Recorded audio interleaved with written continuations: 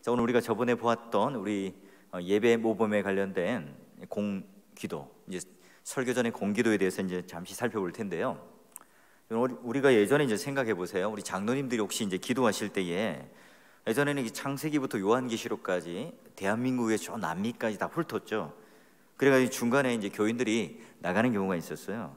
어떤 분들은 야, 나는 엘리야 때 나왔는데 넌 언제 나왔냐? 또 어떤 분들은 야, 나는 사도 바울 때 나왔어. 이렇게 농담을 주고받았던 분들도 있을 거예요. 여러분, 다른 교회 제가 이제 집회를 가보면 이 강대상 위에 주기도문, 사도신경 이게 이제 딱 있고요. 그 밑에 큰 글씨로, 빨간 글씨로 대표기도는 3분만, 느낌표 2개 딱 되어 있습니다. 어떤 교회는 이제 넘어가면 이 담임 목사님이 뒤에 와서 이 양복 뒷자락을 이렇게 살짝 당긴다고 그래요. 시간을 재고. 자, 이 대표기도는 꼭 3분만. 이게 이제 어떤 근거에서 나왔는지 모르겠지만, 그러나 시간의 문제라기보다는 이제 내용의 문제가 더 될 것이고, 오늘날 이 교회가 이제 1부, 2부, 3부 이런 예배를 드리면서 주차장이 협소하다 보니까 예배가 조금만 길어지면 그런 것들의 불편함들 때문에 막 표정이 달라지죠. 아무리 은혜로운 설교를 하고 은혜로운 예배를 드려도 그런 마음이 벌써 이렇게 무거워지기 시작하는 것 같아요. 자, 이게 이 공식 기도라고 하는 우리 예배 모범에 보면 어떤 식으로 이게 나와 있냐면, 이게 지금 들어가지 않은 상태군요. 이렇게 되어 있습니다. 교회당 공식 예배를 시작할 때는 간단한 기도로 함이 옳으니 겸비한 태도로 영생하신 하나님의 무한한 권위를 숭배하며 우리가 육정으로 인해 하나님께 멀리 떠났던, 이런 식으로 되어 있어요.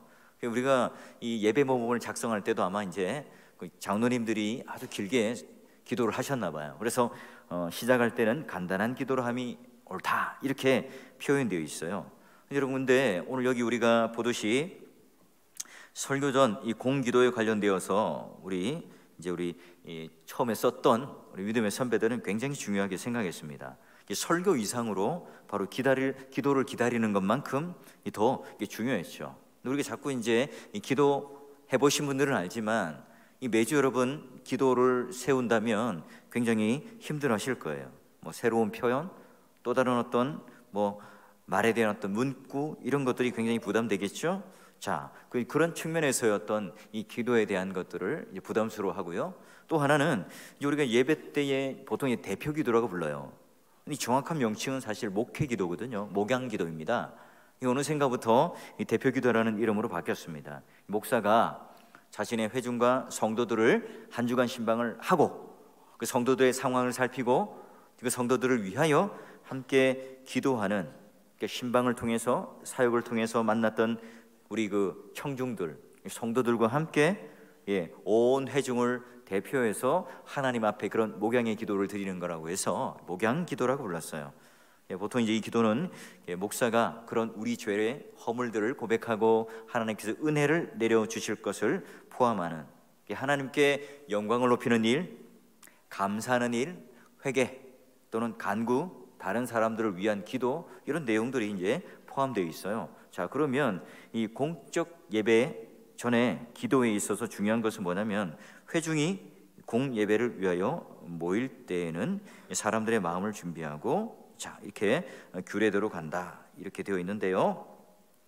자, 공예배는 성경 낭독 후에, 이것도 하나가 빠졌군요. 성경 낭독 후에 설교할 목사가 자신과 듣는 자들의 마음이 자신의 죄를 바로 깨닫도록 힘쓴다, 이렇게 되어 있어요. 자, 설교할 목사, 그러니까 목사가 주관하도록 원래는 명시되어 있어요. 근데 이제 종교개혁 당시는 그렇게 했는데요. 이게 이제 일반 성도들이 함께 이런 기도에 들어온 것은 오순절과 이제 은사주의 운동 때문에 그 결과로 상당수 이제 한국 교회 안에 들어왔어요. 근데 우리 이제 장로님들도 이 순서를 맡게 되는데요. 자, 그러면 우리는 이 목사가 목회 기도를 하라, 웨스트민스터 예배 모범에 돼 있으니까 어떻게 해야 됩니까? 이거는요, 그야말로 모범이죠. 모범. 모범. 이게 어떤 성경과 같은 규정의 원리거나 헌법적 원리로서 무조건 따라야 한다, 그러면 이 예배 모범이 나왔던 공적 기도문과 다를 게 없어요. 율법적으로 우리를 죄기 위해서가 아닙니다. 그래서 당에는 이제 왜 그런가, 그 의미가 중요해요. 그 목적이 중요하고 그 의도가 중요해요. 자, 왜 그랬냐면 말씀, 성례, 기도가 바로 은혜의 방편이에요. 목사의 손에 의해서 나가는 말씀, 성례 또한 이 기도가 하나의 말씀의 사역이라고 보았기 때문에 그 당시에 목사가 주관하도록 하라 이렇게 되어 있는 거죠. 자, 그런데 오늘 우리가 이제 성경적으로 이런 공기도 그리고 성경적으로 말할 수 있는 기도 안에 우리 이제 협력하는 당회와 함께 당회원들과 함께 협력을 하죠. 그러기에 오늘날 이제 당회가 협력하여서 장로님들이 함께하는 성례를 할 때도 마찬가지죠. 성도가 너무 많아요. 그렇기 때문에 목사 혼자가 만약에 성찬을 집행한다면 여러분 하루 종일 성찬해야 됩니다.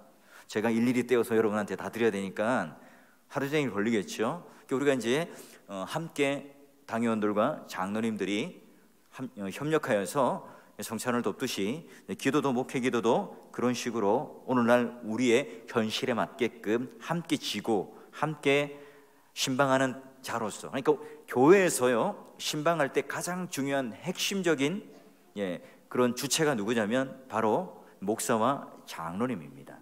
오히려 이제 장로님이 신방에 관련한 더 센 의무와 직무를 가지고 있어요. 그렇게 볼 때에 그러면 오늘날 우리가 적용해 본다면 신방에 더 큰 직무와 또한 무게와 짐을 가지고 있는 장로님들께서 목양 기도를 하는 것이 전혀 어색하지 않고 오히려 더 무게감 있게 할 수 있다는 거예요. 자, 그러면 이 목사와 장로는 이 기도 인도를 한다는 것은 이 교인들을 대표해서 목회적 차원의 기도이기 때문에 철저하게 성경적 내용에 근거해야 되고 또한 성경적 내용을 가지고 우리 목양을 살피는 내용의 기도를 해야 돼요. 그래서 성도들이 목사님의 설교를 기대하고 마음 설레하는 것처럼 목양 기도를 하는, 오늘날 식으로 이제 말하자면 대표 기도죠. 그런 대표 기도도 우리 장로님이 한 주간 동안 얼마나 이 목양 기도로 준비하면서 잘 이렇게 하나님께 드리기 위해서 왔는가 기대하면서 설레는 마음으로 우리는 듣잖아요. 그래서 여러분 이 장로님들한테 물어보세요. 제가 이제 예전 교회에는 이 장로님들이 기도 순서가 오면 끝나고 나면 저녁에 집에 가면 치킨을 시켜 먹는데요. 왜요? 했더니 왜 오늘 목사님 저는 오늘 치킨 시켜 먹는 날입니다. 왜요? 이게 이 대표기도 하는 게 얼마나 부담스러운지 대표기도 한번 하고 나면 너무 홀가분해가지고 마음에 짐을 확 던 것처럼 치킨이 땡겨요. 그렇게 말씀을 하시더라고요. 설교하는 사람들도 그럴까요? 그처럼 여기서 한 3분 내지 5분 정도 기도한다는 것 자체가 그냥 여러분 나와서 우리 장로님들이 그냥 술술술술 그냥 하는가 보다 이렇게 생각하는데요. 여러분 한번 해보세요. A4지 한 장에다가 내가 기도문을 작성하는데 그냥 술술술 써지는가? 그냥 한번 해보시라고. 이게 쉽지가 않습니다. 여러분, 그래서 이 장로교회가 예배를 누가 주관하죠? 당회가 예배를 함께 담임 목사와 함께 주관을 하고 상의를 하고 위임합니다. 그 예배 전체의 실제적인 진행은 목사가 맡지만 이 말씀을 다루는 직접적인 책임이 있기 때문에 그래요. 그래서 한 교회가 그 뿌리와 정체성은 뭐냐? 그 담임 목사가 어떤 신학을 견지하고 있는가, 어떤 스탠스, 어떤 위치에 있는가에 따라 달라요. 여러분 그 노진준 목사님이 한 3일 동안 설교를 들으셨는데요, 이 4년 전에 왔다면 어떨까 하는 고민을 해봐요 저는. 근데 지금 이제 여러분 듣기에 불편하지 않을 거예요.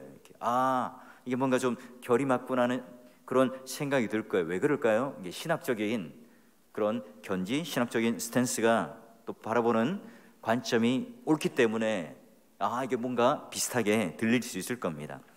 그래요. 이 장로는 목사님과 더불어 한 팀이 되어서 이 교회를 하나님 앞에 섬기는 그 일들로 가기 때문에 선포된 말씀과 동일한 그런 선상에서 목양의 기도를 하는 것이 옳겠죠. 그래서 여러분 오늘 우리가 이 신학의 자리는요, 신학에 대한 적용은 신학교에만 있는 게 아니에요.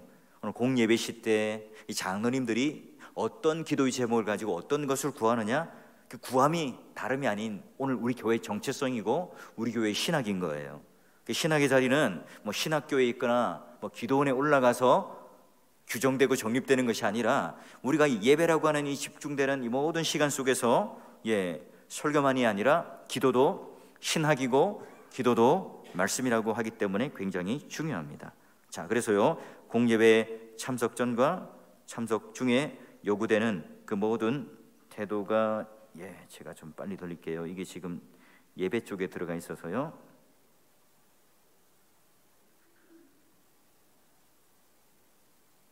이렇게 되어야 되는데 이게 지금 뒤로 밀려 있었습니다. 자, 우리 예배 모범에 보면 간단한 기도로 함이 옳다, 이렇게 우리 믿음의 선배는 이렇게 표현했어요. 자, 그런 이유가 있고요. 그래서 보니까 성경 낭독 후 설교할 목사, 우리는 보니까 성경 낭독 전에 목양 기도를 하잖아요. 큰 차이는 없습니다. 아까 제가 말한 것처럼 예배 모범은 하나의 모델로서 이렇게 하면 좋겠다 하는 거예요. 자, 그러기에 이제 내용을 한번 들어가 보게 되면 이렇습니다. 공기도의 목적은 이렇고요. 자, 보니까 원죄를 먼저 고백을 해요. 자, 원죄. 자, 한번 우리 김동환 전사님 한번 읽어볼래요? 우리의 큰 죄를 깨달았으니 첫째 원죄에 의한 것으로 원죄는 우리를 영원한 지옥에 떨어뜨릴 수 있는 죄인데 다른 모든 죄의 씨로서 영혼과 몸의 모든 능력과 힘을 부패하게 하여 썩게 만들고 우리의 최고 행위조차도 더럽히며 은혜로 말미암아 우리의 마음이 새롭게 되거나 억제되지 않았다면 헤아릴 수 없는 많은 범죄와 가장 사악한 인간의 후손에 의해 범해진 주님에 대항하는 엄청난 반역입니다. 제일 먼저 중요한 기도의 첫 출발, 첫 포문이 바로 우리는 바로 원죄를 가진 사람이라고 하는 것을 고백하며 나갑니다. 그러니까 우리가 누구인가, 기도하는 우리가 누구인가, 예배에 참석하는 우리는 누구인가에 대하여 이 정체성을 분명히 가지고 오죠. 오늘날 우리가 이제 마치 이제 VIP가 되어서 예배에 참석하는 이 분들이 대접을 받고, 또한 새로운 신자가 오거나 새 가족이 오면 우리가 굉장한 과잉 친절을 베풀기 때문에 원죄를 가진 죄인이라는 사실을 별로 실감하지 못해요. 이 죄인이라고 하는 이 개념도 마찬가지예요. 죄라는 개념도 당신 죄인이야, 이게 뭐냐면 도덕적으로 거짓말을 하고 사기를 치고 또는 내가 약간의 흠결이 있는 것을 말하지만, 이 말씀 들었던 것처럼 죄라고 하는 동의어는 죽음과 심판이에요. 원죄를 가졌다는 것은 우리가 뭐예요? 죽었다는 거죠. 시체라는 의미예요. 그런 존재이기 때문에 다 부패한 존재로서 우리가 하나님 앞에 나올 수 없지만 그런 존재였다는 것을 먼저 고백해요. 자, 그럼 두 번째가 뭘까요? 자범죄를 고백하는데요. 자, 다른 자범죄는 뭐가 다르냐면 우리 죄와 관료와 사역자들과 나라 전체의 죄와 여러 면에서 우리는 방조죄를 지었다. 보니까요, 각 개인의 죄가 아니라 관료, 사역자들, 나라 전체의 이 죄까지 다 지금 보고 심각한 것을 기도해요. 그리고 끝에 보면 매우 슬퍼합니다, 이러는 표현 나와요. 한없이 오늘 내가 주님의 그런 그 은혜 가운데에 우리의 죄를 고백하고요, 그리고 나서 이 죄에 대한 바른 인식, 원죄와 함께 우리의 자범죄를 이야기하는데, 내 개인에 국한된 것이 아니라 관료와 사역자들과 나라 전체들에 대한 고백을 하고 있어요. 자, 그러면 이제 그 다음에 또 보면 회중의 죄를 고백을 하는데요. 우리 중 아무리 훌륭한 자도 하나님과 꾸준하게 동행하지 않았으며 우리를 흠없이 지키지 않았으며 하나님 영광에 대한 열심도 없었다, 유익한 열심도 없었다 라고 하는 고백을 합니다. 이 기도문을 쭉 읽어보게 되면 다른 죄들을 또한 애통합니다. 보면 슬퍼합니다, 애통합니다 라고 하는 것을 통해서 이게 그냥 내가 입술로만 고백하는 것이 아니라 내 마음의 중심에 죄인이라는 사실을 고백합니다. 이게 뭐예요? 기도문 안에 이런 내용들이 들어간다는 거예요.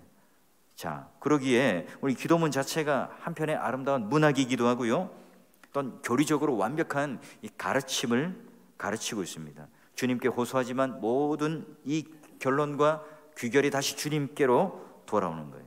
그러니 오늘 내가 하나님 자신을 의지하고 내가 하나님을 갈망하는 열심 외에 우리가 더할 것이 없다는 것을 인정하고 나갈 때에, 그때 오히려 강력한 하나님 위로와 확신을 경험해요.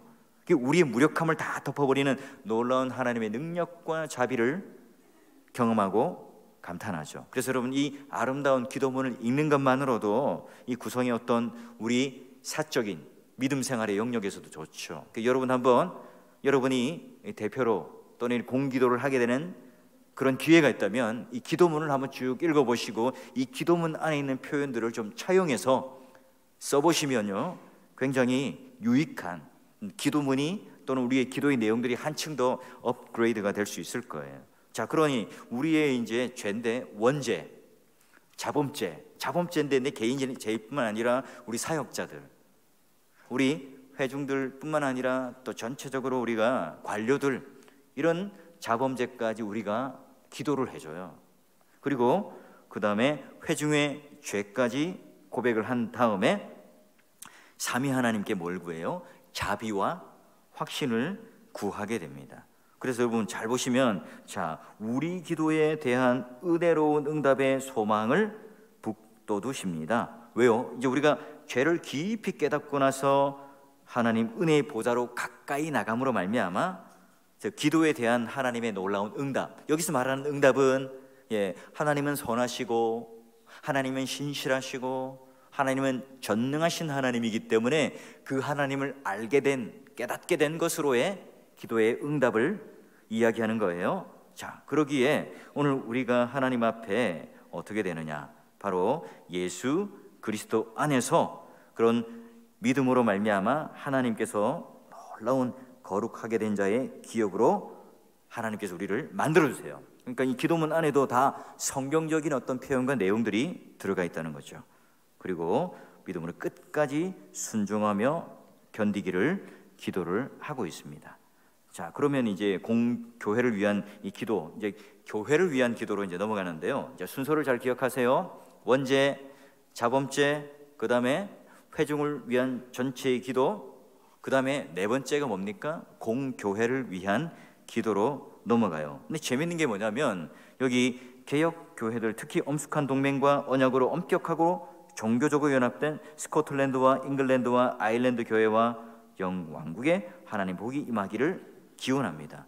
이게 특이한 점은요, 이 엄숙한 동맹과 언약, 여러분 예배 모금이 1643년 12월부터 45년 2월 사이에 이제 만들어졌는데, 여러분 이때 여러분 잉글랜드, 스코틀랜드, 아일랜드가 지금도 안 친하잖아요. 친하지 않습니다. 그런데 여러분 그 교회가 깨어지고 있는 그 나라마다 정치적인 문제 때문에 갈등을 일으키고 있을 때 각자의 그 교회들을 향하여 위태로운 상황을 바라보면서 하나님 복이 임하기를 함께 기도하고 있는 거예요. 교회를 향해서 눈물의 호소를 하는 겁니다. 정치적으로 또 교회가 신학적으로 갈등의 양상이 있을 때에 서로가 눈물을 흘리며 함께하며 공교회로서의 일치를 이루며 하나가 될 수 있도록 함께 기도하는 거예요. 여러분 그게 뭐냐면 바로 스코틀랜드에 있었던 장로교회 그런 학자들과 목사님들과 장로들이 웨스트민스터에 내려와서 회의를 하고 이 문서, 신앙 고백 문서를 만들게 된 원인이기도 하죠. 그 스코틀랜드의 신앙은 어디서부터 왔죠? 저 스위스에 있는 칼빈으로부터 거기 대학이 생기고 신학교가 생겨서 존 낙스라는 특출한 설교자가 다시 자기의 고향으로 가서 피에멜이라고 막 무시무시한 여왕 거기 앞에서도요 핏발이 서는 설교를 하고 나갔죠. 그리고 그 전통적인 건강한 교회가 그 밑으로 내려와서 이제 영국에서 웨스트민스터 총회를 통해서 신학적으로 이렇게 함께 일치를 이루고 연합을 해요. 이제 그러니까 오늘 우리의 기도가 얼마나 협소하고 개인에 머물러 있는가 알 수가 있는 거예요. 자, 그리고 이제 모든 권세를 위한 기도로 넘어갑니다. 모든 권세를 위한 기도로 넘어가는데요. 보니까 특히 국왕을 위하여, 그리고 또 제일 밑에 보면 재밌는 말이 있습니다. 우리 국왕의 누이 보헤미아 왕비의 위로 라인팔츠의 선제 후인 저명한 찰스 왕자의 통치 위엄을 회복시키며 의회, 또 귀족, 판사, 관리들, 귀족들 모든 평민들에게 복을 주시기를 기도합니다. 이렇게 되어 있어요. 그러니까요, 오늘 모든 이 권세를 위하여 기도한다는 것은 여러분 우리가 볼 때 낯선 인물이지만 그 당시 때는 굉장히 중요한, 유럽에 30년 전쟁도 있었고 또 이제 개혁파를 보호해주는 군주들이 있는가 반면 이제 기존의 정치적인 세력이었던 로마 가톨릭의 권세를 힘입은 또한 군주들이 있겠죠. 그런 힘의 세력들이 부딪히고 있는 그 상황 속에서 말하자면 칼빈파, 개혁파, 그런 신학을 견지한 사람들을 좀 보호해 주세요. 예전에는요, 어디서 이제 예배를 드렸냐면 광야에서 예배를 드렸어요. 로마 가톨릭 병사들이 이 모여 있는 이 개신교, 기독교, 개혁교 모임들이 있으면 잡아서 막 핍박을 했으니까 의자로 딱 있다가 광야에서 예배를 드리다가 망을 보고 있다가 딱 오면 막 도망을 가서 다른 또 처소에서 예배를 드리기도 했던. 자, 그러니까 그때 이제 이런 신앙적으로 보호해줄 선제후가 있다든지 군주가 있다면 굉장히 귀한 존재예요. 그런 분들을 위해서 교회가 예배를 드릴 때마다 그분들의 이름을 들어서 함께 이제 기도를 했다는 거예요. 그러니까 권세를 위해서 기도했다는 것은 뭐 나라의 어떤 그런 위정자를 위해서 특별하게 뭐 정권이나 당파나 뭐 좌파냐 뭐 이렇게 보수냐 우파냐 좌냐 이걸 가지고 내가 편향적인 어떤 기도를 했다는 의미가 아니라 오늘 이 공교회의 일치를 위해서 함께 신앙적인 연합을 이룰 수 있는 그 자들의 구체적인 이름을 들어서 기도를 했어요. 여러분 하이델베르크 프리드리 3세 또 깔빙파가 되었던 또 수많은 사람들 그 독일 남부 쪽에 이제 한 100년 동안 이렇게 이루어져 왔던 그런 상황 속에서 그 지역을 바라보면서 영국에 있는 사람들이 지금 기도를 해주고 있는 겁니다. 공교회, 우리 교회, 내 교회, 나만의 교회가 아니라 공교회로서의 기도에 출발됐죠. 자, 그리고 이제 바로 가면 누구를 위한 기도를 합니까? 목사와 교회를 위한 기도를 하게 됩니다. 그래서 대부분 우리 장로님들 기도하시는 거 보면 이제 뭐 거의 이런 순서로 하시는 것 같아요. 누가 이제 가르쳐 주거나 하진 않았지만 그러나 이걸 방법론적으로 보면 순서를 그대로 이렇게 하고 계신 것 같아요. 자, 모든 목사들과 교사들에게 성령으로 충만하게 하셔서 절제 있고 공의롭고 평안롭게 은혜로운 생활할 수 있도록, 그리고 학교와 신학교와 이런 데 복을 달라고 기도합니다. 자, 여러분 먼저 목사를 위해서 왜 기도합니까? 불쌍해서요? 그게 아니고 어떻게 해요? 말씀을 들고 서는 자이기 때문에 이 목사한 사람이 성경을 해석을 잘못한다든지 다른 신학적인 길로 가게 되면요, 교회 전체가 힘들어지잖아요.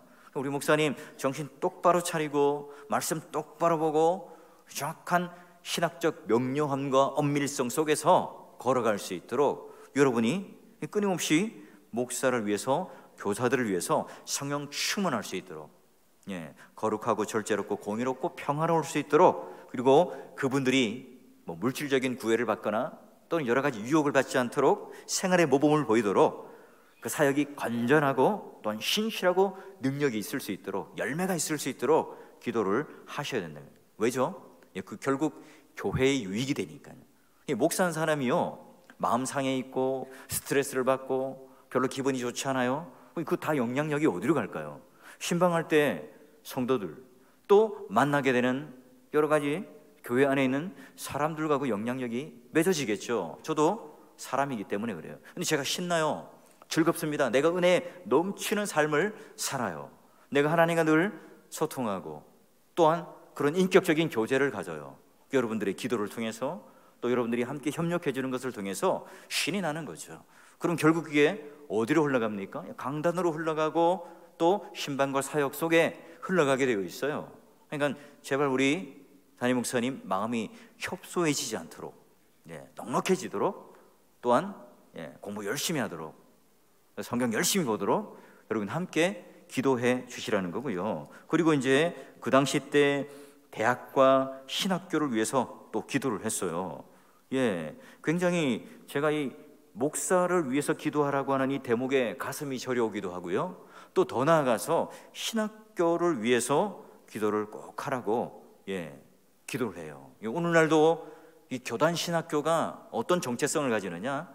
과연 우리는 이 개혁주의라고 하는 것을 표방하고 있는 합동교단의 양지 캠퍼스에 있는 신학교가 있지만, 과연 오늘 이 안에 세대주의가 들어오고 또 여러 가지 어떤 알미니안주의가 합쳐진 믹스된 그런 신학을 견지하고 있지는 않는가?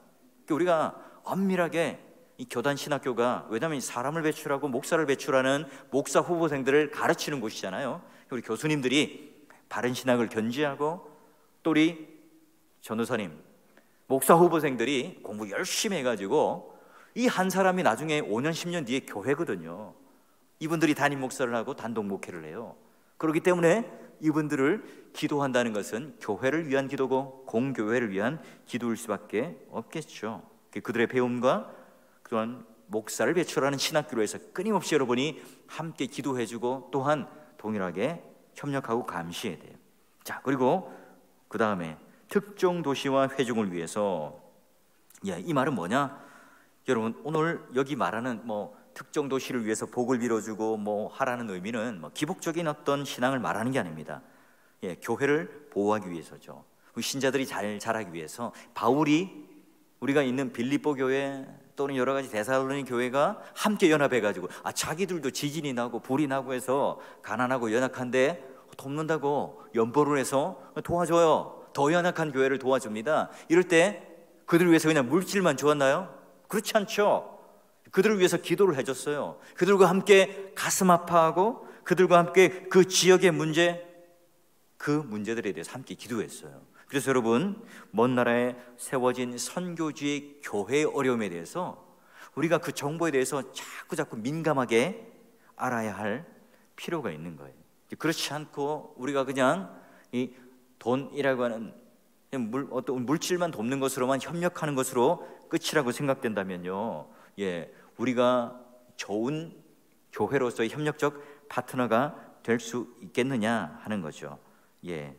그리고 바가 빠지고 아가 들어왔는데요, 바를 읽어드리면 주님의 규례를 위해라고 되어 있어요. 주님의 규례, 하나님의 거룩한 규례를 경외함으로 정당하게 사용할 수 있도록. 그래서 여러분, 예배에 참석하신 모든 분들이 이 예배의 목적이 무엇인지, 또한 우리가 마땅히 즐겨야 하는, 누려야 하는 이 예배의 즐거움이 무엇인지를 알도록 기도해 달라는 거죠. 그냥 냉랭한 종교적인 행사, 그냥 모여있는, 우리가 그냥 의무적으로 모이는 어떤 집회, 이 정도로만 예배를 규정하는 것이 아니라 오늘 하나님께서 우리에게 주신 대제사장이 되시는 예수 그리스도의 공로, 그리고 우리가 이 공예배와 주일 성수하는 것에 대한 목적을 분명히 가지고 그 부요함들을 누릴 수 있도록 기도하라 하는 거고요.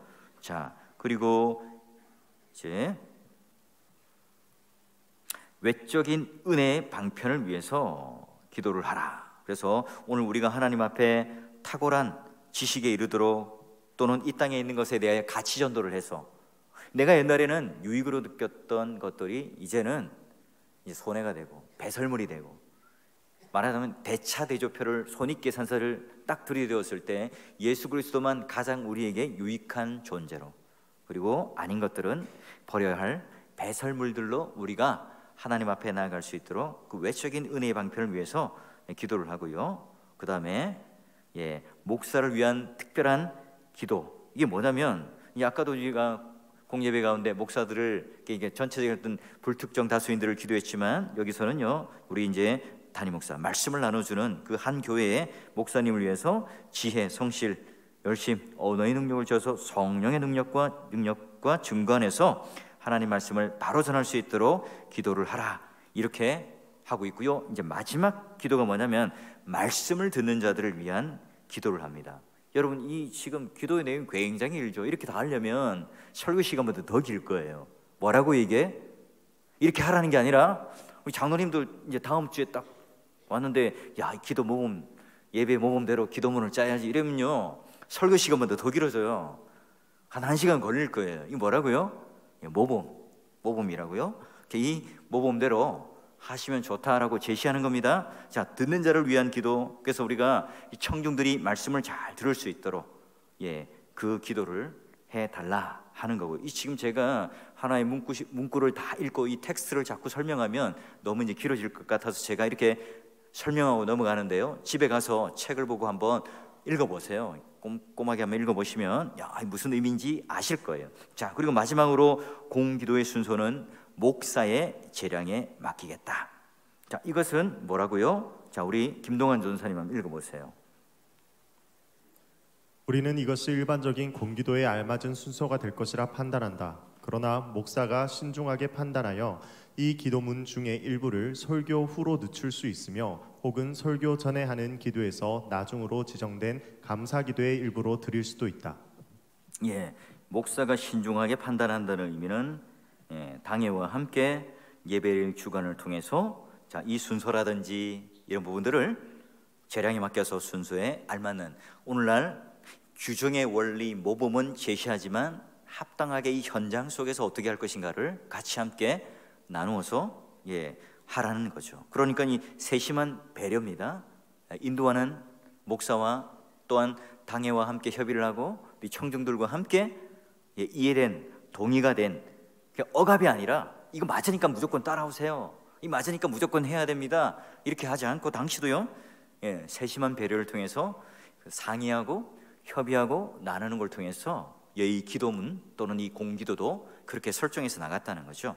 자, 여러분 오늘 예배 모금의 기도문을 보면서 우리가 조금이나마 얼마나 이 공적 기도를 통해서 개혁자들이 추구했던 이 방향이 무엇인지를 한번 바라봐야 하겠어요. 수단이 목적으로 바뀌어서 우리가 지금 외형적인 것들을 구축하려다 보면 이 냉랭함으로 말미암아 외식만 남게 되죠. 우리는 무조건 예배 모범 또는 헌법이 이야기하고 있는 걸 정확하게 지켜야 돼라고 하는 것을 통해서 실제로 신자의 마음, 공기도를 인도하는 장로님이나 목사의 그 마음은 전혀 없지만 그러나 너무나 유창한 언어로 말로 멋들어지게 잘 지켜서 규칙을 했지만 그런 그 마음이 담겨 있지 않다면 여러분 제대로 된 기도가 아닐 겁니다. 그러니 여러분 우리가 좀 더디 바뀌더라도 외형이 조금 달라질지라도 그 본질이 오늘 어디에 있는가를 따라서 청중과 교회와 목사가 오늘 바르게 가고자 했던 우리 믿음의 선배들의 고민처럼 우리도 또한 그런 고민들을 해야 할 겁니다. 자, 몇 가지 팁은 목사님 뭔가 기도문을 미리 적어오는 것은요 좀 실력 없는 사람 아닙니까? 아니면 좀 성령의 능력을 입어서 즉각 이렇게 기도하는 것이 평상시에 기도 훈련을 하고 있는 사람들의 특징 아닙니까? 이거 다 맞는 것도 있고 틀린 것도 있고요. 어느 것이 옳다? 정답이 없죠. 이런 또 즉흥적으로 기도해야 된다 이 말의 의미는 바로 로마 가톨릭이 공적 기도문을 만들어서 무조건 이걸 강조했기 때문에 또 다른 하나의 극단으로 기도문을 만들지 말고 즉흥적으로 기도하세요 라고 했을 수도 있고요. 또 다른 하나 우리가 기도문을 만들자 하는 그 의미는 뭘까요? 우리 오순절 또는 성령주의 은사주의 운동을 하는 사람들은 뭐 아무나 나와서 내가 기도하겠습니다 하고 막 그런 신학적으로 오류가 있고 틀리는데도 기도를 하는, 그리고 또한 즉흥적으로 기도하다가 계속해서 같은 단어가 반복되고 맴도는 그런 것들을 방지할 수 있겠죠. 그러니까 목회 기도라고 하는 것은 어떻게 하는 것이 정답이냐? 없어요. 여러분 성경에 기도문을 할 때, 기도문을 만들 때 종이에 적어서 미리 기도하고 딱 문장을 만들어서 오세요 아니면 그냥 하세요 없잖아요. 규정이. 우리가 지혜롭게 하나님 앞에서 자유하며 나가는 게 맞겠죠. 그럼 설교 원고를 무조건 만들어서 딱 풀텍스트를 만들어서 올라와야 되는 것이 정답입니까? 아니면 설교 원고를 전혀 보지 않고 그냥 성경 한 구절 읽고 묵상하고 올라와서 얘기하는 게 옳습니까? 다 다를 겁니다. 설교학자들 다 다르게 말해요. 어떤 분들은 내가 자유롭게 설교하고 그냥 아무 준비 없이 성령이 인도하시는 데 따라 하겠다는 분이 있습니다. 또 어떤 분들은 아니다 철저하게 이것을 만들어서 해야 돼 하는 분도 있습니다. 그럼 각자의 생각이겠죠. 제가 오늘 그 노진준 목사님도 보면 그 원고가 너덜너덜해요. 여러 번 했던 설교인데도 또 보고 빨간색, 파란색, 검은색 막 이렇게 해서 또 메모가 돼 있고 계속 바뀌는 청중에 따라 또 애쓰고 기도하고 또 만들어내고 하는 거죠. 마찬가지입니다. 여러분들도 그런 여러분만의 기도문이 있다면 계속해서 그 기도문을 이렇게 조금만 바꿔서 이렇게 우리가 변형되게 우려먹는 것이 아니라 하나님 앞에 계속 이런 기도문들을 한번 읽어보시고 성경도 읽어보시고 자 그런 내가 공기도 안에서 이런 틀과 순서와 내용을 한번 참조하셔가지고 기도문을 작성하는 데에 한번 참조를 해보셔서 모범이 되어서 한번 작성해 보세요. 집에 가서 여러분 이제 여전도회 또는 예배 때 내가 이거에 마음이 확 부담이 와요. 예배 순서가 되면, 기도 순서가 되면. 그래서 우리 김은경 전도사님이 전화가 딱 오면 띠리리, 야, 기도 한번 순서 맡으실래요? 안 되는데요, 못 하는데요. 우리 교회가 인원이 적지 않거든요. 집사님도 그렇고 금방 돌아오죠, 순서가. 중간에 안 하는 사람이 많아요. 못 하겠다는 사람이 많아요. 용기를 가지시고 이런 기도 모범을 좀 참조하셔서 하시면 부담이 덜할 거고요. 그래서 여러분 누가 시비를 걸면 나 이거 예배 모범을 보고 참조했는데 하시면 되잖아요. 여러분 한번 꼭 우리 김은경 전도사님 전화 오면 아멘 하고 한번 해보겠습니다. 얼마나 피곤하겠어요. 3번 4번 전화해야 이거 순서가 맡아지니까. 우리 장로님들이야 이제 어쩔 수 없이 순번이 돌아가거든요. 곧죽어도 하셔야 돼요. 순서를 좀 바꿔도 자비가 없습니다. 바뀌면 그대로 또 해야 됩니다. 바뀐 순서대로. 왜냐하면 이 중직자로 장로님으로서의 그 무게감을 가지고 가기 때문에 그래요. 그만큼 이 공기도라고 하는 것은 설교만큼이나 중요한 신학적 의미와 또한 이 청중들의 애환, 아픔 이걸 어루만져주고, 정확하게 우리 교회는 이런 신학적 특징이 있어 이걸 잘 정리하는.